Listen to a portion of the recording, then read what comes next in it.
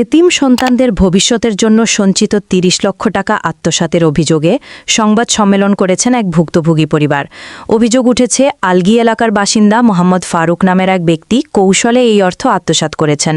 সংবাদ সম্মেলনে ভুক্তভোগী ফেরদৌসী আক্তার আবেগঘন কণ্ঠে জানান, তার স্বামী প্রয়াত মোহাম্মদ ইয়াহিয়া মৃত্যুর আগে পরিবারের নিরাপত্তা ও সন্তানদের ভবিষ্যতের কথা চিন্তা করে দীর্ঘদিন কষ্ট করে এই অর্থ সঞ্চয় করেছিলেন, কিন্তু সেই একমাত্র সম্বল হারিয়ে এখন দিশেহারা পরিবারটি।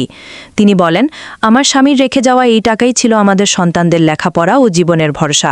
এখন আমরা চরম অনিশ্চয়তার মধ্যে দিন কাটাচ্ছি। সংবাদ সম্মেলনে তিনি সংশ্লিষ্ট প্রশাসনের কাছে জোর দাবি জানান, ঘটনার সুষ্ঠু তদন্ত করে দ্রুত আত্মসাৎকৃত অর্থ উদ্ধার এবং জড়িতদের আইনের আওতায় এনে দৃষ্টান্তমূলক শাস্তি নিশ্চিত করা হোক। এ ঘটনায় এলাকায় চাঞ্চল্যের সৃষ্টি হয়েছে এবং স্থানীয়দের মাঝে ক্ষোভ বিরাজ করছে। বিষয়টা হচ্ছে আপনি আমরা যতটুকু জানি একটা অভিযোগ বা মামলা করছেন আর কি চাঁদাবাজির, আসলে এটা কতটুকু সত্য? অবৈধভাবে মামলা করে থাকি ভাই। হ্যাঁ, তো আইন আমার শাস্তি দিব, সমস্যা নাই। তো আমরা তো আইনের শরণাপন্ন হয়েছি এই সুস্থ সমাধান করত।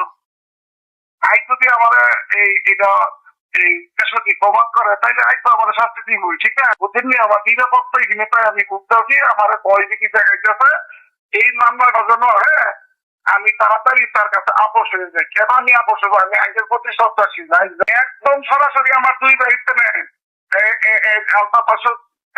নিজে এই সদরা দাবি করছে, বুঝছেন? আমার বাইকটাও পেয়েছে 2 লক্ষ টাকা দিন আমার এই বাইকটা দুর্যোগীবানের দিত না।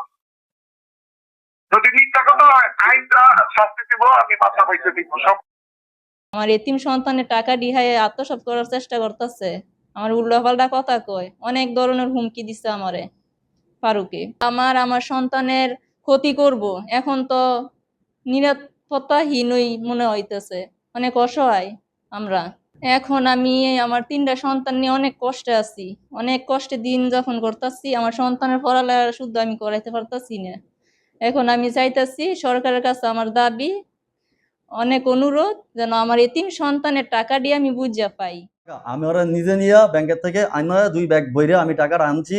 আমার নিজের হাতে টাকাটা এলো কেরে ফারুক, আমি টাকাটা নিজের হাতে ফারুককে বুঝাই দিছি। এটার ভিডিও ফুটেজও আমার কাছে আছে, এমনকি ভয়েসও আমার কাছে আছে আমার মোবাইলও, আমি চাইলে দিতে পারবো।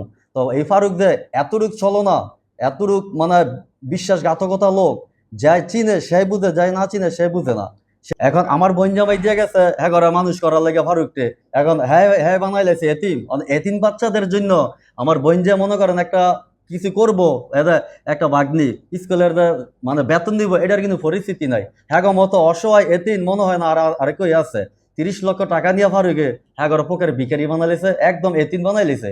এতিনের এতিন হয়ে গেছে গা।